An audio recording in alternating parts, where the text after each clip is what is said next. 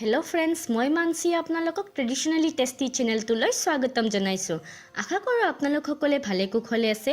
তো ফ্ৰেণ্ডছ, আজি মই আপোনালোকলৈ লৈ আহিছো চিকেনৰ এটা ইউনিক ৰেচিপি আৰু এই ৰেচিপিটো খাবলৈ বিৰাটি টেস্টি হয়। তেনেহলে আহকচোন ফ্ৰেণ্ডছ, টাইম ওয়েষ্ট নকৰি ঝটপট এই ভিডিওটো আৰম্ভ কৰো।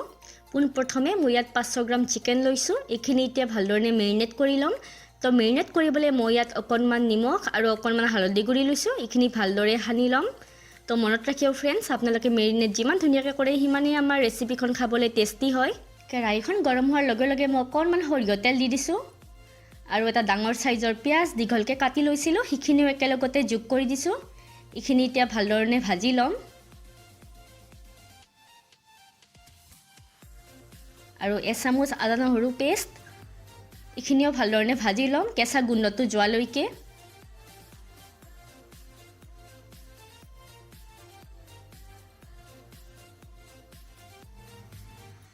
আৰু অকণমান নিমখ আৰু অকণমান হালধি গুৰি যোগ কৰি দিছোঁ।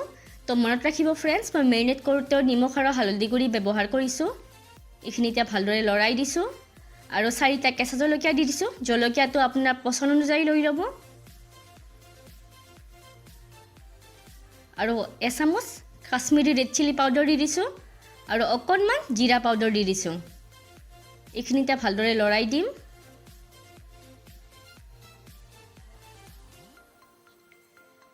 আৰু ইয়াৰ লগতে মেৰিনেট কৰি ৰখা মাংসখিনিও যোগ কৰি দিছোঁ। এইখিনি এতিয়া ভালদৰে লৰাই দিম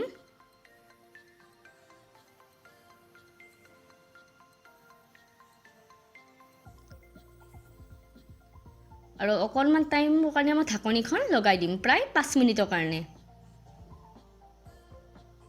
এয়া চাওক, দেখিছেনে আমাৰ এইখিনিৰ পৰা তেল ওলাইছে। অকণমান লৰাই দিছোঁ আৰু এতিয়া মই ইয়াত এটুকুৰ ৰঙালাও দীঘলকৈ কাটি লৈছিলোঁ সেইখিনি যোগ কৰি দিছোঁ।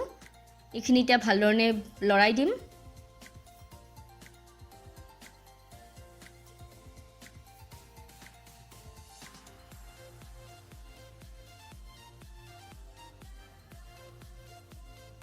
আৰু এইখিনি সিজিবৰ কাৰণে মই 20 মিনিটৰ কাৰণে ঢাকনিখন লগাই দিছিলোঁ।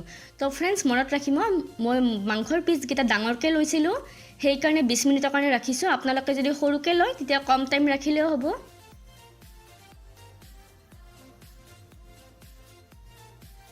আৰু ইয়াৰ লগতে 1 গিলাচ পানী যোগ কৰি দিছোঁ। মই গ্ৰেভি বনাম সেইকাৰণে বেছি পানী ব্যৱহাৰ কৰা নাই।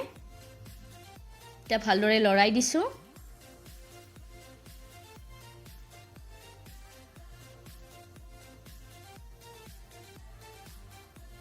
আৰু এইখিনি ভালদৰে সিজিবৰ কাৰণে 10 মিনিটৰ কাৰণে ঢাকনিখন লগাই দিছোঁ। এয়া চাওক, এইখিনি উতলিব ধৰিছে। আমাৰ এইখিনি সিজিছে প্ৰায়।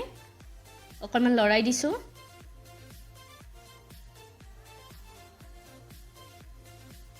আৰু শেষত মই অকণমান গৰম মছলা পাউডাৰ দি দিছোঁ। এতিয়া লৰাই দিছোঁ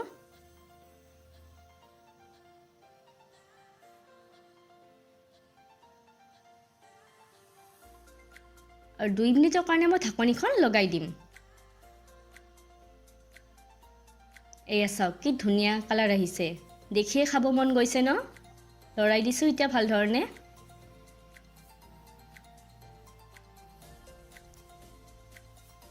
আমাৰ ৰেচিপি প্ৰায় ৰেডি আৰু শেষত মই ধনিয়া পাতেৰে গাৰ্নিছ কৰি দিছোঁ। এবাৰ লৰাই দিছোঁ